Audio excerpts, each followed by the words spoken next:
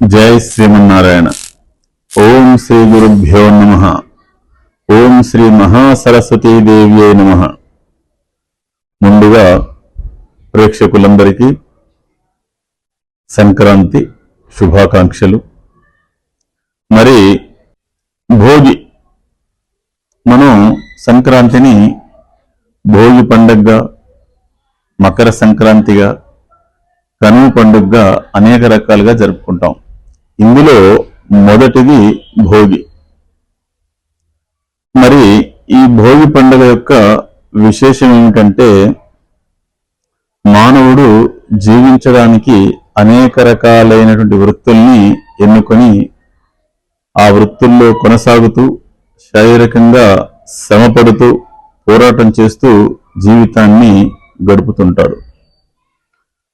మరి సంక్రాంతి ప్రత్యేకత ఏమిటంటే, పంటలు చేతికి వచ్చి ఆ ధాన్యమంతా కూడా ఇళ్ళల్లోకి చేర్చుకొని ఎవరికి వాళ్ళు ఆహా మనం పంటలు పండించాము, బాగా పంటలు పండాయి కాబట్టి పండగ జరుపుకుందాము అనే ఉద్దేశంతో ప్రధానంగా ఈ సంక్రాంతి పండుగ వాతావరణాన్ని నెలకొల్పుకోవడం జరిగింది. మరి మొదటి రోజు భోగిగా ఎందుకు భావించాలి, దాన్ని భోగి పండుగ అని ఎందుకు అనుకోవాలంటే, చలి తీవ్రత కూడా ఉంటుంది.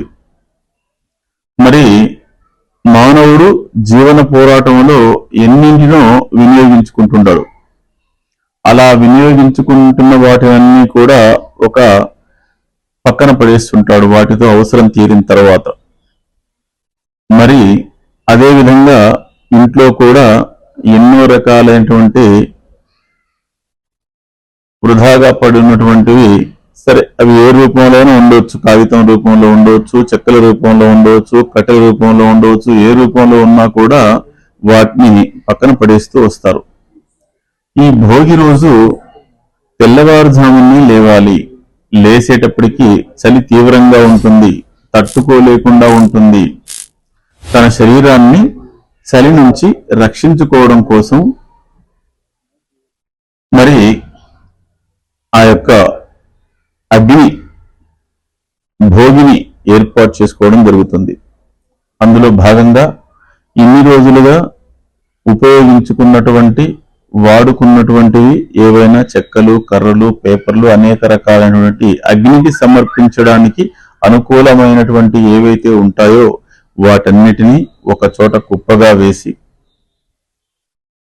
అక్కడ అగ్నిని రగిల్చి ఆ అగ్నితో ఒంటికి ఉన్నటువంటి చల్లదనాన్ని కాస్త వెచ్చగా చేసుకొని ఎంతో ఆనందాన్ని, ఎంతో సంతోషాన్ని పిల్లలతో, బంధుమిత్రులతో, కుటుంబంతో అనుభవిస్తారు. మరి అందులో ఇంకొకటి ఏముందంటే, ఏదైతే అక్కరకు రానిది ఉంటుందో వాటన్నింటినీ కూడా ఆ మంటల్లో వేస్తారు. కాబట్టి అంతవరకు వినియోగించుకున్నవనే కాదు, ఉపయోగం లేనటువంటివి, పనికిరాని ఏవన్నా కూడా వాటన్నింటినీ కూడా అగ్నిలో వేసి, ఇక నుంచి నాకు అక్కరకు రానివి ఏవైనా ఉంటే వీటిని ఈ రూపంలో నేను వినియోగించుకుంటున్నాను, ఇక నుండైనా సరే అన్ని అక్కరకు వచ్చేవి మాత్రమే ఉండాలి. ఏవైనా కష్టాలు, దుఃఖాలు, బాధలు ఉంటే కూడా ఈ అగ్నిలో అవి కలిసిపోవాలి. ఇక నుండైనా సరే మేము సుఖ సంతోషాలతో, భోగ భాగ్యాలతో జీవించాలి అనే కోరికతో ఈ యొక్క పండగ మానవులందరూ కూడా, ముఖ్యంగా మన తెలుగువారు చాలా చక్కగా చేసుకోవడం జరుగుతుంది. మరి ఈ భోగి పండుగను మొదటి రోజుగా భావిస్తాము.